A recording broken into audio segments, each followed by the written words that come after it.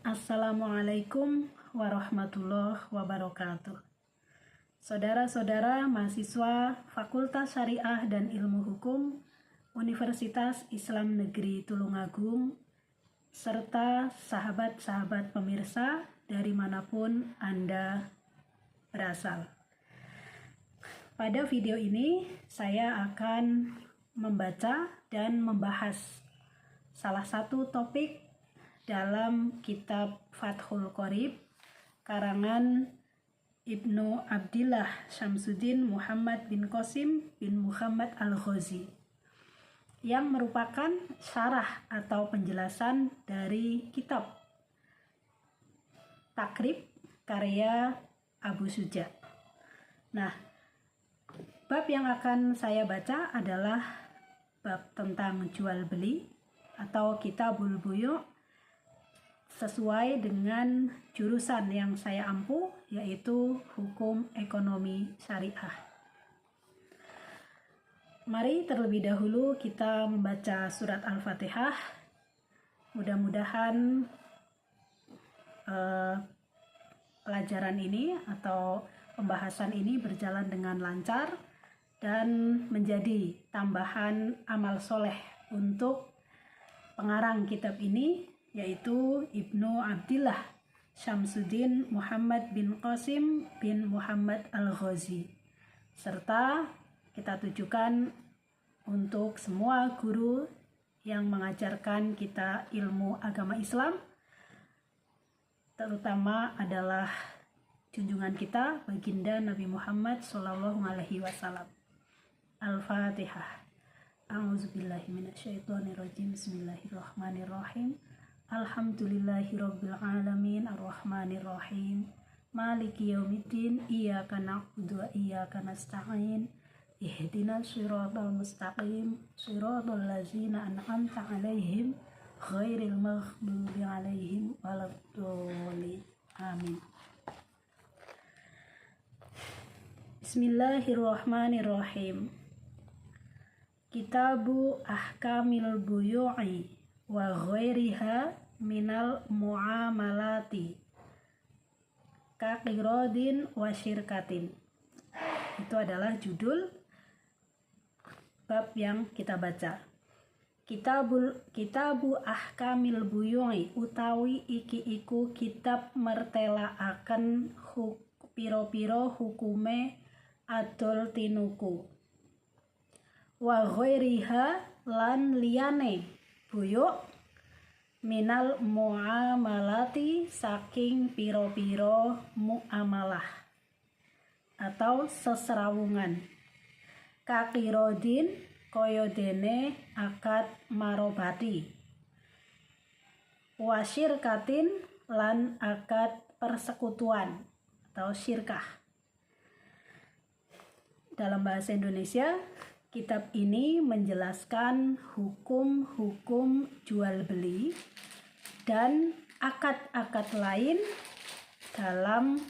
dari fikih muamalah seperti qirad dan syirkah.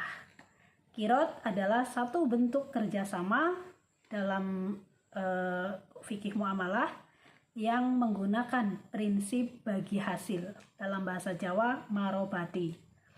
Wasyirkatin dan akad lain yang merupakan persekutuan, atau dikenal dengan syirkah, kadang juga disebut dengan musyarakah. Qirad bahasa lainnya adalah mudorobah. Wal buyu'u utawi piro-piro doltinuku. Wal buyu'u utawi lafad al buyu' iku jam'u bainin, jamak saking lafad bai'. Nah, ini pengarang menjelaskan secara bahasa kata-kata al-buyu' itu merupakan bentuk jamak atau plural dari bentuk tunggal yang berbunyi bai'un, ba, ya, ain. Nah, bai'un artinya jual beli. Al-buyu'u beberapa jual beli, plural dan singular. jamak dan tunggal. Wal buyung utawi piro-piro dol tinuku lughotan ing dalem makna lughoh atau makna bahasa iku muqabalatu syai'in ijol-ijolan suwiji-wiji bisyai'in kelawan suwiji-wiji kang liya, atau muqabalatu syai'in ijol-ijolan barang siji bisyai'in kelawan barang liya. Nah, ini pembahasan makna secara bahasa atau etimologis, yaitu jual beli adalah tukar menukar barang. Barang satu ditukar dengan barang lain, secara bahasa itu namanya jual beli. Fadakhola mongko kalebu opo ma barang laisa kang ora ono opo ma bimalin kelawan harta kekayaan kakhomrin kaya dene arak. Nah, dalam hal ini termasuk dalam pengertian barang adalah semua hal, termasuk barang yang tidak berharga. Oleh penulis diberikan contoh seperti khomer. Khomer itu arak, minuman yang memabukkan. Nah, minuman yang memabukkan dalam pandangan penulis bukanlah harta kekayaan, tetapi dia adalah barang.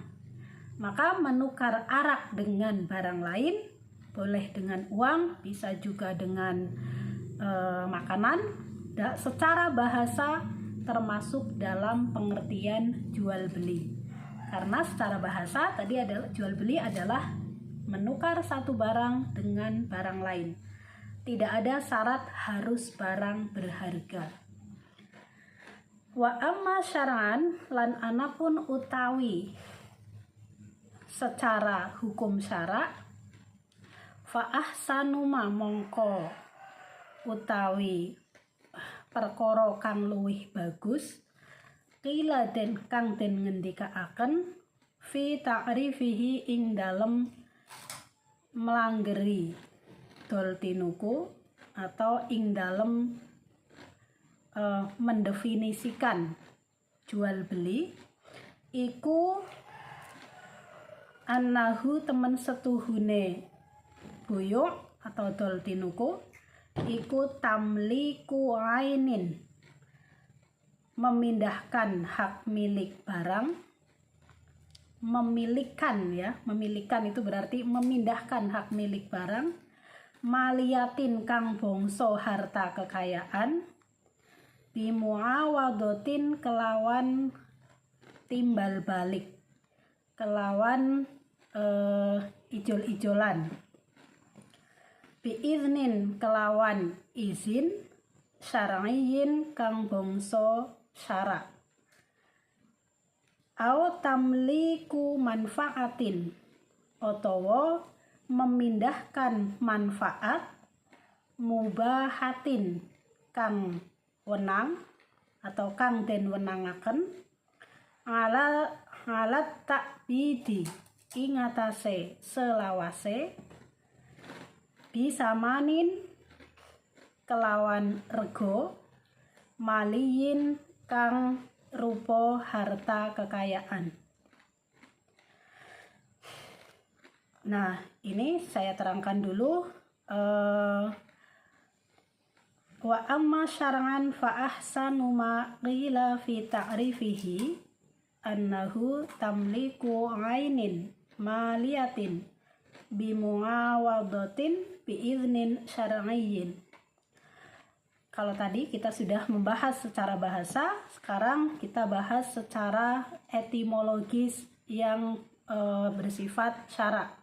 Syara itu artinya hukum syariat. Menurut penulis atau pengarang, definisi terbaik dari jual beli fa'ahsanu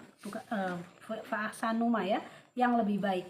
Definisi yang lebih baik dari mungkin banyak definisi yang diucapkan oleh manusia, oleh masyarakat, oleh para ilmuwan. Menurut beliau yang terbaik pengertian jual beli secara syara adalah memindahkan hak milik suatu barang yang berharga secara timbal balik, kemudian berdasarkan izin yang bersifat syarak juga.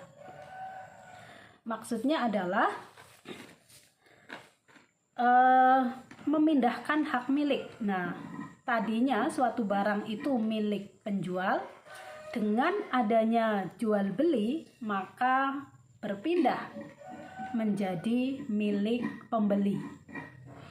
Nah, dalam hal ini ada kata-kata bimuawadotin, secara timbal balik. Secara timbal balik artinya ada dua orang, yaitu penjual dan pembeli atau dua pihak, tidak harus orang. Nah, penjual dan pembeli, penjual menyerahkan barang, pembeli menyerahkan uang. Nah, itu kan timbal balik. Nah, timbal balik itu berarti dua arah. Nah, kemudian yang diizinkan oleh syarak. Nah, maka tidak sembarang pemindahan hak milik itu walaupun timbal balik bisa disebut dengan jual beli. Nah, maka di sini harus ada halal. Aw tamliku manfaatin mubahatin alat ta'bidi bisamanin maliyin. Artinya, ini definisi yang lain, memindahkan manfaat dari suatu barang yang diperbolehkan, yang sifatnya boleh, yang sifat kemudian untuk jangka waktu selamanya. Nah, selamanya kemudian dengan ditukar dengan harga yang berupa harta kekayaan juga. Nah, jadi dalam pengertian yang kedua ini, jual beli itu memindahkan manfaat suatu barang secara selama-lamanya, di mana manfaat itu adalah yang dipandang boleh oleh syarak alias sesuatu yang halal. Saya beri contoh, kita beli handphone. Handphone itu manfaatnya banyak. Bisa dipakai menelpon, bisa dipakai kirim WA, chatting, bisa dipakai untuk browsing, bisa juga dipakai untuk menghitung. Kalkulatornya ada fitur kalkulator di dalamnya. Bisa juga untuk cam scanner, menyekan dan sebagainya. Bahkan bisa juga untuk transaksi. Lalu kita mengunduh aplikasi jual beli online dan internet banking. Nah, itu manfaat dari handphone pintar atau smartphone. Nah, manfaat handphone pintar ini bisa kita nikmati dengan cara kita menukar handphone itu dengan sejumlah harta. Nah, handphone itu tadinya milik toko, kita tukar dengan sejumlah uang. Lalu setelah kita menyerahkan uangnya, manfaat dari handphone itu kemudian berpindah menjadi milik kita selama-lamanya. Berarti tidak ada batas waktu tertentu. Nah, itu maksud dari pengertian tamliku manfaatin mubahatin alat ta'bidi bisamanin maliyin. Nah, kemudian pengarang membuat penjelasan lebih lanjut, yaitu fakhoroja mongko kejobo bimuawadotin kelawan pengertian timbal balik opo al-qordu utang. Nah, di sini menurut penulis timbal balik dalam jual beli itu sifatnya harus dua arah. Nah, maka akad utang piutang itu tidak bisa dikategorikan sebagai jual beli. Karena apa? Karena tidak ada sifat timbal balik. Maksudnya bagaimana? Nah, maksudnya kalau kita jual beli, kita pembeli menyerahkan uang, penjual menyerahkan barang. Masing-masing punya kewajiban. Masing-masing juga punya hak. Setelah kita menyerahkan uang, kita berhak menerima barang. Penjual setelah menyerahkan barang, dia berhak menerima uang. Atau menerima dulu, dia baru menyerahkan barangnya, itu juga bisa. Nah, beda dengan utang piutang. Dalam utang piutang, ketika ada seseorang minta pinjaman uang, Bu, saya mau hutang kepada ibu uang sebesar 1 juta. Nah, misalnya saya sanggupi, oke, saya punya uang 1 juta dan saya mau meminjami kamu. Nah, ketika ada akad seperti itu, maka saya berkewajiban menyerahkan uang sebesar 1 juta rupiah. Tetapi yang bersangkutan, yang pinjam uang ke saya, tidak wajib, tidak menyerahkan sesuatu. Nah, dia bawa pulang uang itu. Setelah jatuh tempo, misalnya sebulan perjanjiannya, barulah dia punya kewajiban. Apa itu? Mengembalikan uang dengan jumlah yang sama ketika dia menerima sebulan yang lalu. Nah, dalam hal ini ketika sebulan kemudian si peminjam mengembalikan uang, si pemilik uang tidak menerima apa-apa. Maksud saya si penerima menerima tetapi tidak memberikan lagi. Nah, itu yang dimaksud dengan pengecualian istilah muawadhah alias timbal balik. Wa biiznin syar'iyyin, lan kejaba saking pengertian izin syara, izin kang bangsa syara apa riba. Nah, dalam hal ini jual beli dibatasi pengertiannya dengan kata-kata iznin syar'iyyin, izin yang diperbolehkan, izin yang bersifat syara. Nah, maka kalau ada jual beli di dalamnya terdapat unsur riba, itu tidak dikategorikan sebagai jual beli. Misalnya apa?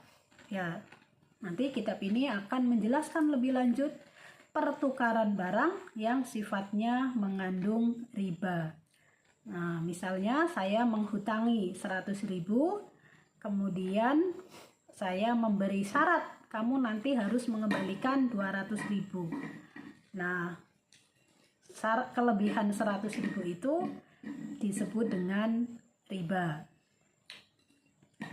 Kemudian wadakhala lan kalbu fi manfaatin ing dalem pengertian manfaat opo tamliku hakil binai, memindahkan kepemilikan hak bangunan.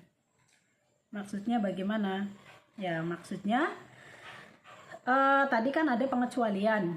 Nah, pengarang juga memberikan penjelasan yang termasuk dalam kategori memindahkan manfaat itu juga termasuk memindahkan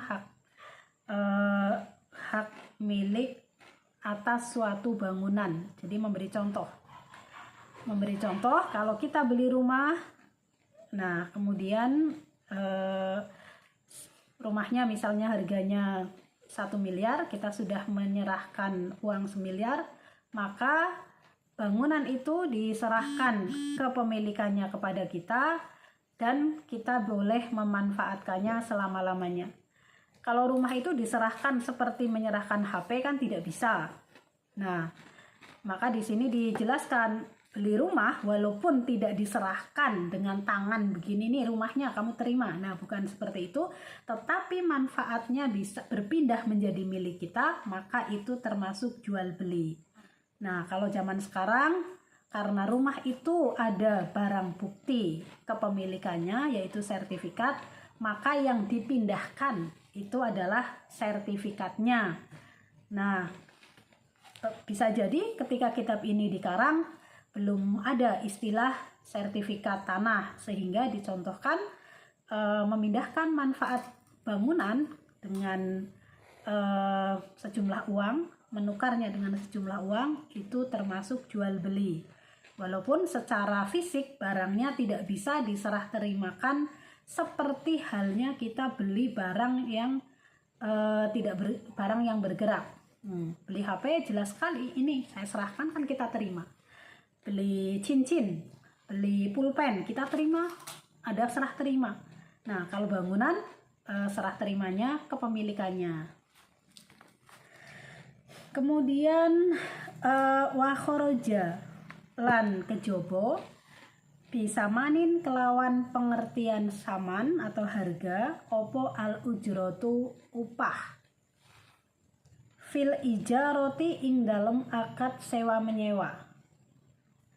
Fa innaha mongko temen setuhune ujroh ing dalem akad sewa menyewa iku latu sama ora den arani opo ujroh samanan kelawan makna harga jual beli, harga jual, harga beli. Maksudnya begini, wa khoroja bisa manin al ujrotu. Pengertian jual beli yang sudah disusun oleh pengarang tadi itu mengecualikan makna saman, yaitu harga, dengan ujroh. Nah, jadi menurut beliau kalau jual beli, uang yang diberikan oleh pembeli kepada penjual itu namanya saman, harga beli. Harga beli bagi pembeli, harga jual bagi penjual. Nah, harga beli itu ditukar dengan barang. Nah, namanya jual beli. Ini beda konsepnya dengan upah atau biaya sewa dalam akad ijaroh. Nah, ijaroh adalah kata lain dari sewa menyewa. Sewa menyewa ada dua, ada sewa menyewa barang, ada juga sewa menyewa tenaga. Sewa menyewa barang misalnya kita nginap di hotel, kemudian untuk 1 malam harganya 500.000. Nah, kita boleh tidur di hotel itu, tetapi tidak memiliki bangunan hotel itu, hanya memiliki manfaatnya. Nah, maka uang 500.000 yang kita serahkan kepada pengelola hotel itu tidak disebut dengan saman atau harga dalam jual beli, melainkan ujroh atau biaya sewa. Nah, begitu juga dalam sewa tenaga, sewa jasa. Nah, sewa jasa misalnya kita minta tolong seseorang untuk mengangkatkan barang kita ke atas kereta api. Nah, di stasiun misalnya ada pramu antar. Pramu antar itu menyanggupi membawakan barang kita, koper, tas, dan lain-lain ke dalam kereta. Kemudian kita menyerahkan uang, misalnya 30.000. Nah, uang 30.000 yang kita berikan kepada pramu antar tadi itu tidak termasuk kategori saman atau harga dalam jual beli, melainkan ujroh atau upah atas sewa jasa, upah atas tenaga yang sudah diberikan untuk melakukan sesuatu yang manfaatnya kita terima. Nah, sampai di sini artinya apa? Artinya pengarang kitab ini membedakan yang namanya hutang piutang dengan jual beli, karena utang piutang tidak timbal balik. Membedakan pula jual beli dengan ijaroh, karena dalam jual beli hak milik barang itu berpindah kepada pembeli dari penjual, sedangkan dalam ijaroh tidak ada perpindahan hak milik. Nah, maka beda kalau kita menyewa hotel semalam 500.000 contoh. Tapi kalau kita beli hotel, nah mahal, bisa sampai misalnya 10 miliar. Nah, karena apa? Karena ketika dalam akad ijaroh yang berpindah kepada kita adalah manfaatnya saja dalam jangka waktu tertentu. Ketika waktunya sudah habis, harus dikembalikan kepada pengelola atau pemiliknya. Sedangkan dalam jual beli ada sifat takbid selama-lamanya. Jadi tidak ada kewajiban mengembalikan. Demikian pertemuan pertama dari kitab Fathul Qorib pada kitab tentang jual beli. Terima kasih saya ucapkan atas perhatian saudara sekalian dan sahabat pemirsa. Mohon maaf apabila terdapat kesalahan dari penjelasan saya maupun dalam pembacaan kitab. Ihdinas siratal mustaqim wallahul muwaffiq ila aqwamit thoriq. Assalamualaikum warahmatullahi wabarakatuh.